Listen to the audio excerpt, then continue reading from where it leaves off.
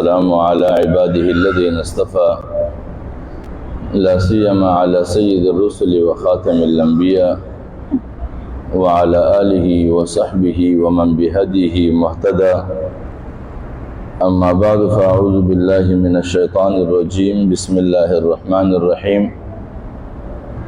لتبلون في أموالكم وأنفسكم ولتسمعن من الذين أوتوا الكتاب من قبلكم ومن الذين أشركوا أذى كثيرا وإن تصبروا وتتقوا فإن ذلك من عزم الأمور. صدق اللہ العظیم. عزیزان گرامی، میرے محترم بھائیوں اور دوستو، اللہ تبارک و تعالی نے انسانیت کو اپنی دیگر تمام مخلوقات میں سے ممتاز مخلوق بنایا ہے، اور وہ ممتاز مخلوق اس اعتبار سے کہ اپنی دیگر مخلوقات کی نسبت اس کو شعور عطا کیا ہے تاکہ یہ اپنی خود مختار زندگی کی بنیاد پر اپنے شعور کو استعمال کرتے ہوئے الہی ہدایات کی روشنی میں خیر اور شر کا جائزہ لے سکے، اور پھر ساتھ میں زندگی کے متعلق وہ اقدامات کہ جن اقدامات میں شر کے راہوں کو چھوڑ کر خیر کی راہوں کا انتخاب کیا جانا ہو، تو لازمی بات ہے کہ دنیا کے اس نظام میں صرف ان انسانوں کی زندگی کی چال چلن نہیں ہے جو صرف اور صرف اللہ رب العزت کی تابعداری کرتے ہیں، بلکہ اس انسانی معاشرے میں اور دنیا میں انسانوں کے اس طبقے کا بھی دخل ہے جو جسمانی اعتبار سے تو انسان ہے، ساخت کے اعتبار سے انسان ہے، لیکن عادات و اطوار اور کردار کے بنیاد پر وہ شیطان کے معاون ہیں۔ اور اللہ رب العزت کا فرمان ہے جہاں پر وہ انسان کے متعلق شرور کی بات کرتے ہیں کہ شر کے منبع کیا ہے، شر کے بنیاد سرچشمہ کیا ہے، تو وہ کہتے ہیں کہ شر جب انسان تک پہنچتا ہے اور انسان جو اللہ رب العزت کے تابعداری میں ہے اور اس کو پناہ چاہیے ہو اللہ رب العزت کی، تو پھر وہ من الجنت والناس، وہ جنی شیاطین کی شر سے بھی پناہ مانگے اور انسی شیاطین کی شر سے بھی پناہ مانگے۔ اور ایک اور آیت میں ہے وَكَذَلِكَ جَعَلْنَا لِكُلِّ نَبِيٍّ عَدُوًّا شَيَاطِينَ الْإِنسِ وَالْجِنِّ، یعنی اس کا مقصد یہ ہے کہ شیطان دونوں روپ میں موجود ہے، وہ انسانی شکل و صورت میں بھی موجود ہے اور وہ جنی شکل میں بھی موجود ہے، ناری مخلوق بھی ہے اس میں، اور اسی طرح وہ بشری مخلوق کی صورت میں بھی موجود ہے۔ بشری صورت میں جو موجود ہے وہ اس ناری مخلوق کی شرارتوں کے معاون ہوتے ہیں۔ لہذا ایسی دنیا میں جب شر کے علمبردار بھی موجود ہوں اور خیر کے علمبردار بھی موجود ہوں، اور پھر عام انسانیت نے ان دونوں میں سے کسی ایک کا انتخاب کرنا ہو الہی ہدایات کے تناظر میں، تو پھر وہ تو شر سے نبرد آزما ہوگا، کیونکہ شر سے اس نے علیحدگی اختیار کرنی ہے، اور جب ایک شخص شر سے علیحدگی اختیار کرتا ہے اور ایک ایسے راستے کا انتخاب کرتا ہے جس میں خیر ہے اس کے لیے، تو پھر صرف اس پر بری و ذمہ نہیں ہو جاتا کہ اپنے لیے خیر چنتا ہے، بلکہ اس کے اوپر یہ ذمہ داری عائد ہوتی ہے کہ جس طرح اس نے اپنے لیے پسند کیا ہے وہ دوسروں کے لیے بھی اسی راستے کو پسند کر دے. یحب لأخیہ ما یحب لنفسہ. حضور نبی اکرم صلی اللہ علیہ وسلم کا ارشاد ہے، اس کا فرمان مبارک ہے، وہ فرماتے ہیں کہ ایک مومن اپنے بھائی کے لیے ایسی چیز کو پسند کرتا ہے جو اپنے لیے پسند کرتا ہے. اور ایک اور مقام پر فرماتے ہیں ان تحب للناس ما تحب لنفسک. جمع انسانیت کے لیے وہ پسند کیا جائے جو اپنے لیے پسند کیا جاتا ہے. لہذا جب دوسروں کے لیے پسند کیا جائے گا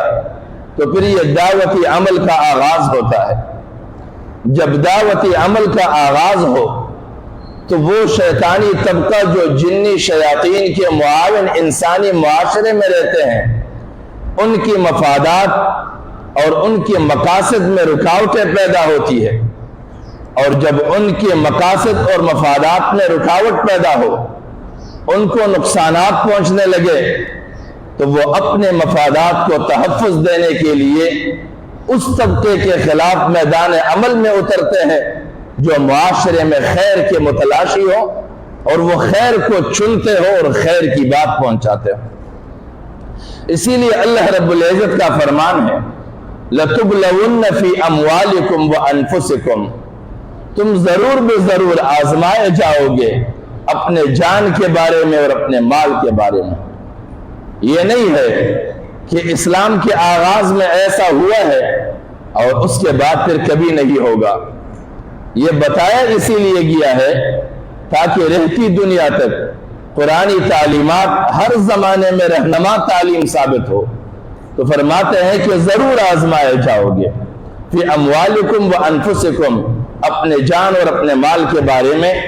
جب تم خیر کا انتخاب کرو گے تو شر کے علمبردار تمہارے جان کو بھی نقصان پہنچائیں گے، تمہارے مال کو بھی نقصان پہنچائیں گے،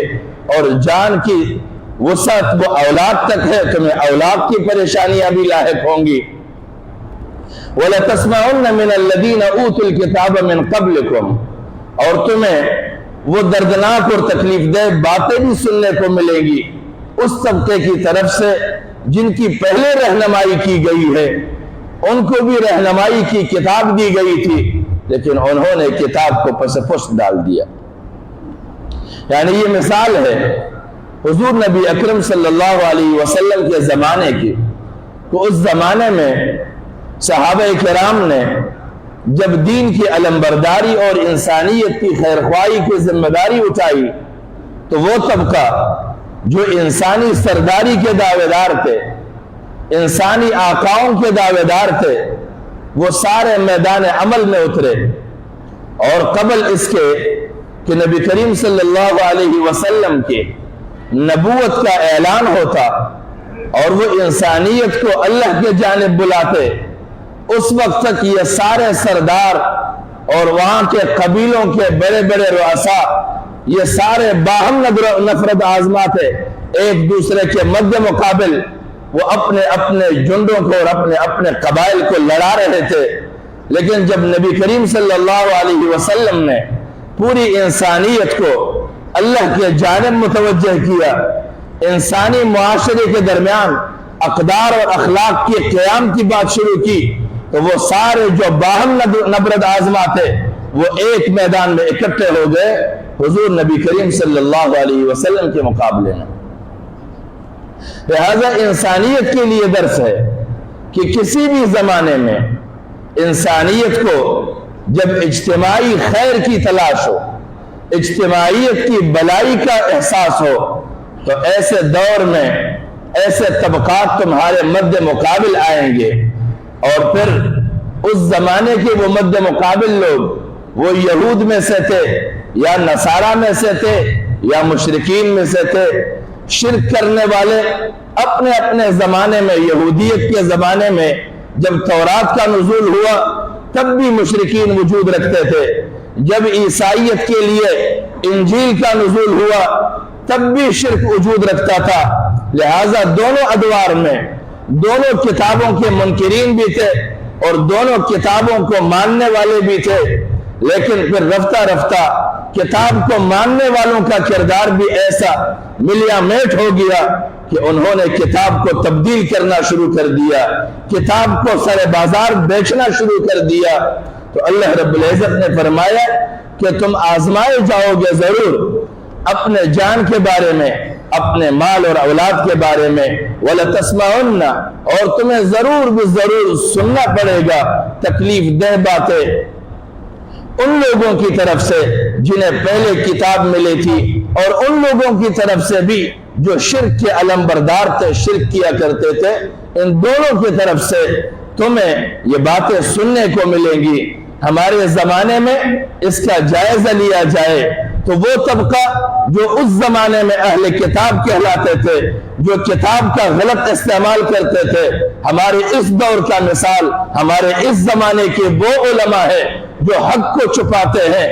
دین کو بیچتے ہیں، قرآنی آیات کو ناجائز استعمال کرتے ہیں اور ان کا بے جائز استدلال کرتے ہیں، اور مشرکین کی مثال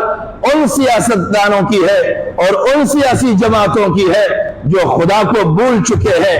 انسانیت کی فکر کو نظر انداز کر چکے ہیں، انسانیت کی مجبوریوں کو نظر انداز کر چکے ہیں، خدا کے مقابلے میں اور انسانیت کی اجتماعی فکر کے مقابلے میں وہ اپنے قیادتوں کے سامنے سر بسجود ہے۔ تو آج کے زمانے کے یہی مشرک طبقہ ہے، اور اس زمانے کے یہودیت اور عیسائیت کے مثال میں ہمارے اس دور کا وہ مذہبی طبقہ ہے جنہیں اس زمانے کی انسانیت کی کوئی مشکل دکھائی نہیں دیتی ہے، اس زمانے کی انسانیت کے کوئی مسائل دکھائی نہیں دیتے ہیں، سوائے اس کے کہ وہ اپنے اس زمانے کی دینی کتاب کو اپنے مفادات کی جواز کے لیے استعمال کرے، اپنے تشخص کے قیام کے لیے استعمال کرے، اپنے حلقے کی بقا کے لیے استعمال کرے۔ لہٰذا ہمیں ایسے لوگوں کے چہروں کو پہچاننا ہوگا،